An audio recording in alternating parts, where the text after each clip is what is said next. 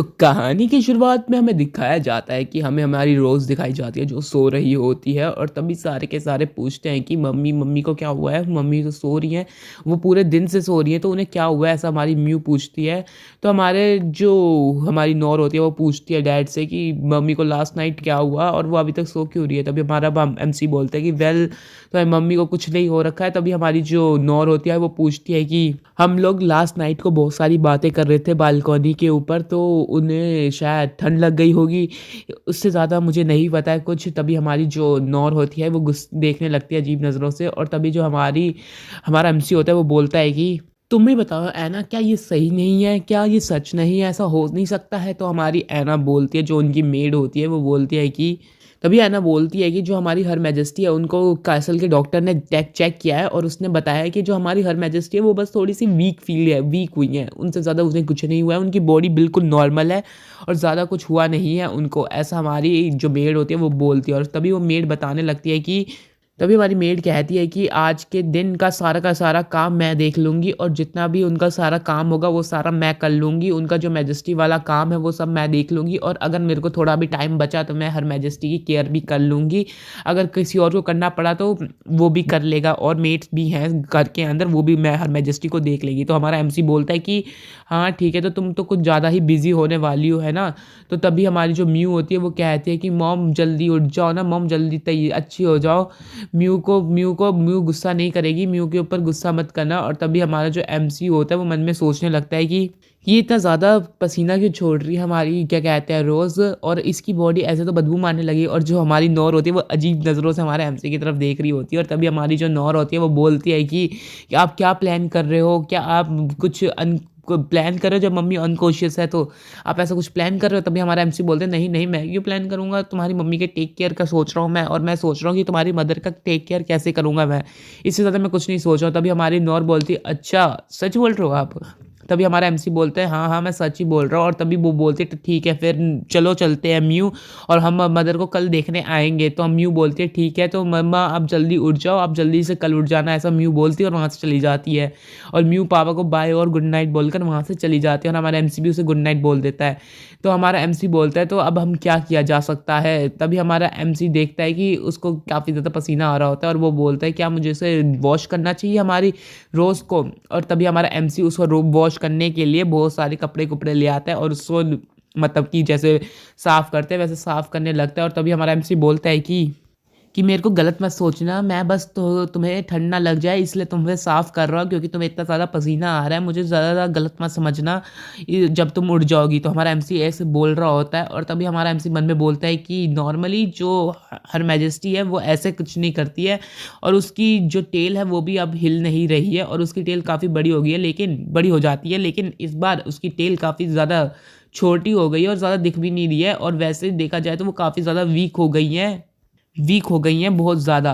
और तभी हमारा एमसी उसकी तरफ देखता है और बोलता है कि तुम्हारे कपड़ों को मैंने तो साफ़ कर दिया है और तुम्हें नहला भी दिया है, तो मुझे लगता है कि तुम्हारे कपड़े भी मेरे को बदल देने चाहिए, ऐसा हमारा एमसी बोलता है। और तभी उसके कपड़े निकाल देखता है, और तभी हमारा एमसी बोलता है अरे बाप रे बाप, इतने सारे कपड़े, भैंस की आँख इतने कपड़ों का क्या करती है ये, भाई ये तो काफ़ी ज़्यादा कपड़े हैं, ऐसा हमारा एमसी बोलता है। और तभी वो कपड़े देखने लगता है सारे के सारे, और बोलता है कि नहीं ये भी नहीं, ये भी नहीं, ऐसे करने लगता है। और तभी हमारा एमसी बोलता है अच्छा तो मुझे देखना पड़ेगा कि मुझे ऐसे कपड़े ढूंढने होंगे जो उसके इसी कपड़ों को रिप्लेस कर सके और ज़्यादा थोड़े से अच्छे दिखे। तभी हमें एमसी देखने लगता है, और तभी उसके बालों को छू के देखते हैं हमारे एमसी, और बोलता है ये काफ़ी ज़्यादा सॉफ्ट बाल है इसके तो, और ये काफ़ी ज़्यादा अच्छे भी हैं। तभी हमारे एमसी को कुछ खुराफाती आइडिया आ जाता है उसके दिमाग के अंदर, और तभी वो उसको मेड आउटफिट पहना देता है। और तभी हमारा एमसी बोलता है कि रोज़ बनी गर्ल कलेक्शन एडिट कॉस्ट्यूम, ऐसे बोलता है हमारा एमसी, और बोलता है काफ़ी ज़्यादा रेयर होता है ये सीन देखना। और तभी हमारा एमसी बोलता है कि मैंने ऐसा एक्सपेक्ट नहीं किया था कि तुम्हारे पास ये भी होगा और तुम्हारे पास इतना कुछ बढ़िया सा भी होगा, और मुझे नहीं लगा था तुमने ये रखा क्यों अपने पास, मुझे तो एक तो ये भी समझ नहीं आ रहा है। हमारा एमसी ऐसा बोल रहा होता है, और तभी हमारे एमसी के ऊपर वो जो चेन होता है वो एक्टिवेट हो जाता है, जो तुमको पता ही है क्या करवाता है उससे, ठीक है, ज़्यादा मत शायद बनो, मुझे पता है तुम्हें भी पता है ये चीज़ें। तभी हमारा एमसी बोलते क्या ये एक्टिवेट क्यों हो गया भाई, ये पैटर्न ड्रैगन पैटर्न अभी क्यों लाइट अप हो गया, ये तो टाइम भी नहीं है क्या, ये ऐसा थोड़ा ना हो सकता है। तभी हमें रोज़ का पास्ट का सीन दिखाया जाता है, जब भी उसे करने का मन करेगा तो ये जो सील है वो एक्टिवेट हो जाएगी, ऐसा कुछ रोज़ बोलती है।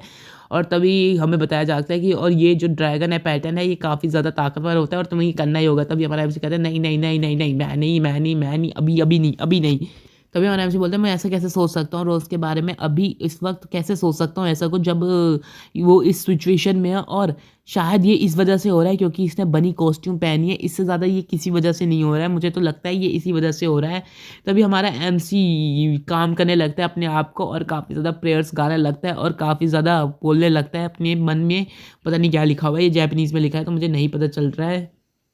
तभी हमारा एमसी बोलता है कि रुक जाओ यार बस ऑलमोस्ट ख़त्म हो ही गया है और तभी वो पैटर्न भी वहाँ से गायब हो जाता है और तभी हमारा एमसी बोलता है कि उफ़ अच्छा है वो चला गया और वो अब मुझे क्या कहते हैं इसकी ड्रेस भी बदलनी पड़ेगी। और तभी हमारा एमसी बोलता है तो सबसे पहले मेरे को ऐसा रिमेंबर आया कि हमारे घर में तो कैमरा भी है। तो मैं सबसे पहले वो कैमरा ढूंढने चला जाता है हमारा एमसी और वो कैमरा ढूंढ रहा होता है कि कहाँ पे और फिर उसे वो कैमरा मिल भी जाता है कि वो यहाँ पर है। और तभी हमारा एमसी बोलता है तो ठीक है फिर। तभी फ़ोटो खींचने लगता है हमारी रोज़ की और बहुत सारी फ़ोटो खींच लेता है और कहता है कि ये डेव काफ़ी ज़्यादा बढ़िया है और मैं रोज़ की काफ़ी सारी फ़ोटो खींचने वाला हूँ। और वो बोलता है कम ऑन वाइफ ज़रा से हंस के दिखाओ यार मेरे को।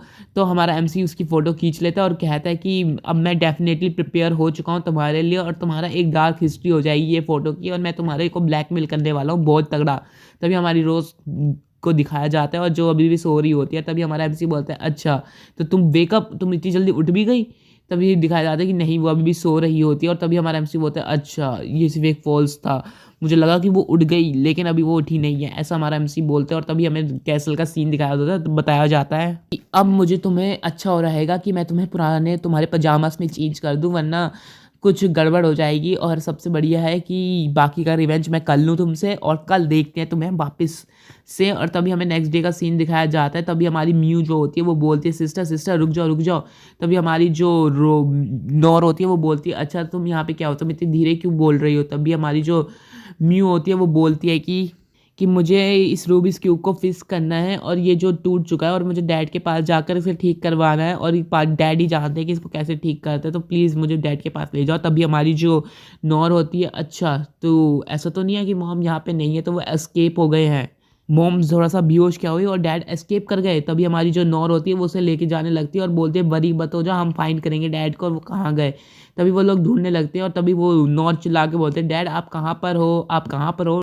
तभी हमें आगे दिखाया जाता है हमारे वो दोनों बच्चे हर जगह पे हम अपने डैड को ढूंढने लगते हैं और पूछते हैं कि डैड आप यहाँ पर हो क्या, डैड आप मदर के पास भी नहीं हो, आप यहाँ पे भी नहीं हो, कहीं कहाँ पर। तभी हमारी जो नौर होती है वो भी देख रही होती है और तभी हमारी जो म्यू होती है वो कहीं और जाती है उस दूसरे कमरे में। तब वहाँ पे भी देखती है कि वहाँ पे भी जो हमारा एमसी होता है वो नहीं होता है। तभी हम वो आगे बढ़ते हैं और एक कचरे के डब्बे के अंदर देखने लगते हैं कि डैड आप यहाँ पर हो क्या।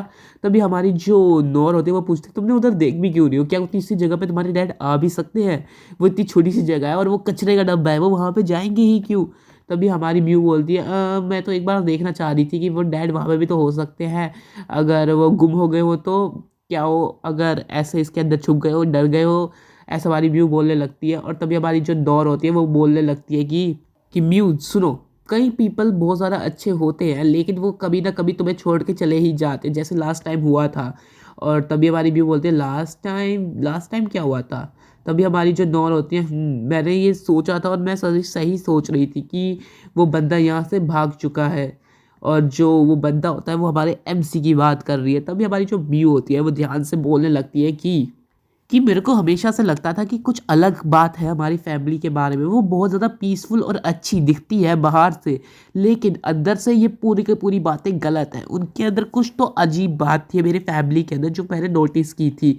तभी हमारी जो म्यू होती है वो बताने लगती है कि जैसे मुझे याद आता है कि जो बंदा उस कमरे के अंदर सोया हुआ था तो हमारी जो मदर थी उसे हमारा फादर बताती थी लेकिन वो फादर थे भी हमारे पर लेकिन जब पहला तारीख आया और वो बंदा उठा तो उसने इमीडिएटली जल्दी से जल्दी यहाँ से भागने की कोशिश की कि वो यहाँ से जल्दी से निकल ले। ऐसी कोशिश क्यों की, अगर वो हमारा फादर होता तो वो यहाँ से एस्केप करने की कोशिश ही क्यों करता और वो ऐसी एक्सप्लेनेशन क्यों देता। इससे तो बस यही पता चलता है कि वो बंदा हमारा फादर कभी था ही नहीं, वो बस यहाँ से एस्केप करना चाहता था, कुछ ना कुछ करके निकलना चाहता था और ये सारी बातें गलत थी। लेकिन अचानक से फिर वो बंदा मेरे से बहुत ज़्यादा डिलाइटफुल होने लगा और काफ़ी ज़्यादा अच्छे से अप्रोच करने लगा। मुझे अच्छे से सिखाया उसने, एक ऐसे एक्ट किया जैसे कि एक गुड फादर एक्ट करता है, उसकी तरह उस बंदे ने एक्ट किया। लेकिन क्या वो सच में मुझसे प्यार करता था हमसे? क्या वो सच में हमारे को ऐसे पसंद करता था? या फिर वो सिर्फ हमारी जो अच्छाई थी उसका फ़ायदा उठाकर यहाँ से एस्केप करना चाहता था? वो बंदा करना क्या चाहता था इसके बारे में मुझे कभी समझ नहीं आया। और तभी हमारे एमसी की बात हो रही होती है सारी की सारी। तभी हमारी जो म्यू होती है वो बोलती है कि जो प्यार होता है वो काफ़ी अजीब चीज़ होती है, और ये जो चीज़ होती है इसको काफ़ी ज़्यादा लोग कई तरीके से इस्तेमाल किया जाता है। जब तुम किसी को लव नहीं कर पाते तो वो लव तुम्हारे लिए एक टूल बन जाता है दूसरों से अपनी काम और बात निकालने का, और ये काफ़ी ज़्यादा ताकतवर टूल होता है जिससे किसी को भी बाहर से और अंदर से उसकी से बात निकलवाई जा सकती है। और यही बात थी जो हमारे फादर को अलग बनाती थी। क्या वो सच में हम पे कोई बिलीव नहीं करता था? क्या हम उस पे बिलीव कर सकते थे? और सूदर और लेटर वो हमें छोड़कर ही चला गया, ऐसे जैसे कि कभी वो आया ही नहीं था। और म्यू रोने लगती है और बोलने लगती है कि मदर उठ नहीं रही है और डैड हमें चाहते नहीं है, क्या चल रहा है, क्या हमारा ऐसा ही फ्यूचर है? ऐसे बोलने लगती है अपनी सिस्टर को। और तभी हमारी जो डोर होती है वो बोलती है कि मैं ऐसा ही होता है सिस्टर, मैं तुम्हें प्रोटेक्ट करूँगी, तुम टेंशन मत लो, मैं तुम्हारे साथ हूँ हमेशा और मैं तुम्हारी प्रोटेक्ट करूँगी। और जो म्यू होती है वो रोने लगती है। और तभी जो हमारी नोर होती है वो बोलने लगती है कि चलो उस बंदे को एक फेयरवेल दे के आते हैं, जो हमारे एमसी की बात करी होती है। और फेयरवेल का मतलब नहीं पता तो वो उसकी अस्थियाँ उठाने का टाइम की बातें कर रही है। और तभी हमें पीछे का सीन दिखाया जाता है, उसी समय पे जो बैक होता है सिल्वरिन मैंशन का, उसके पीछे के माउंटेन का सीन दिखाया जाता है, जहाँ पर हमारा एमसी आया हुआ होता है और बोलने लगता है कि इंडीड उस मेयर ने झूठ नहीं बोला था, वो काफ़ी बढ़िया जगह ही थी ये। और तभी हमें बताया जाता है कि हमारे एमसी ने जो उसकी मेड होती है जो हमारे रोज़ का सारा काम संभाल रही है उससे पूछा था कि योर मैजेस्टी को क्या चीज़ पसंद है और तुम्हारी जो मैजेस्टी है वो कहाँ पर इन टाइम में जाती है। अगर तुम चाहते ही हो हर मैजेस्टी की प्लेसेस जानना तो वो यहाँ यहाँ जाती है, वो उसको बता देती है कि वो यहाँ यहाँ जाती है। और तभी हमारा एमसी बोलता है कि तुम इस मैप के ऊपर सर्कल कर दो और मैं वहाँ पे जाकर सारी चीज़ें चेक कर लूँगा। तो वो कहती है ठीक है। तभी हमारा एमसी बोलता है कि नॉर्मली मेरे को यहाँ से बाहर जाने का कोई टाइम नहीं मिलता है, ना मुझे बाहर जाने दिया जाता है, लेकिन अभी जब मेरे पास अपॉर्चुनिटी है, क्योंकि जो फीमेल ड्रैगन है वो सो रही है और वो अनकॉन्शियस है तो वो कुछ कर नहीं सकती मेरा, और इसी बहाने मैं बाहर जाके इन्वेस्टिगेट भी कर लूँगा अपनी टेरिटरी को, जो उसकी टेरिटरी है उसको इन्वेस्टिगेट कर लूँगा और देख लूँगा कि कहाँ पे क्या चीज़ अच्छी है, और जहाँ पे जो चीज़ अच्छी होगी मैं उसको एक सरप्राइज़ दूंगा जब वो उठ जाएगी। ऐसा हमारा एमसी बोलता है। बनी मन हमारा एमसी दोबारा बोलता है कि ऑफ कोर्स इन्वेस्टिगेशन वाला पार्ट तो सिर्फ मजाक है, मैं तो फीमेल ड्रैगन को बस पश्चात करना चाहता हूँ और उससे अपना रिवेंज का प्लान के अंदर आता है ये चीज़, और ये चीज़ एक रिवेंज के अंदर ही आती है और हम इससे रिवेंज लूँगा अब इससे और इसका बदला लूँगा मैं। तभी हमारा एमसी बोलता है मैं तो बस प्लानिंग कर रहा हूँ कि मैं उसकी वीकनेसेस का कैसे ड्रैगन की वीकनेस का एडवांटेज ले सकता हूँ, और जैसे ही वो उठेगी तो मैं उसे इतना ह्यूमिलेट करूँगा जैसे उसने मेरे को किया था मेरे होम टाउन के अंदर, और उसने मेरा काफ़ी ज़्यादा बेइज्जती करवाई थी तो मैं भी अब उसकी ऐसी ही बेइज्जती करवाऊँगा जैसे उसने मेरी की थी। और मेरे को काफ़ी ज़्यादा मज़ा आने वाला है इस काम को करने में, क्योंकि ये जगह उसकी फेवरेट जगह है और इस जगह में उसको सबसे ज़्यादा ह्यूमिलेशन फील होगी। और तभी हमारा दिखाया जाता है कि हमारा एमसी एक पेड़ के पास पहुंच जाता है जो शायद चेरी ब्लॉसम है, शायद यही बोलते हैं ना, इस पेड़ को चेरी ब्लॉसम ही बोलते हैं, कमेंट में एक बार बता देना कि इस पेड़ को चेरी ब्लॉसम ही बोलते हैं ना। तभी दिखाया जाता है कि ये पेड़ काफ़ी ज़्यादा थिक है और ये इनफ है, और यही पेड़ है जो इसको हमारी रोज़ है सबसे ज़्यादा पसंद करती है। तभी हमारा एमसी रोज़ को इमेजिन करने लगता है उस पेड़ की जगह पर, और देख लो भाई। तभी हमारा एमसी बोलता है जो ज़मीन है इस पेड़ के आसपास की वो इतनी ज़्यादा सॉफ्ट नहीं है, तो यही टाइम है इस जगह को कवर करने का फ्लावर्स के साथ।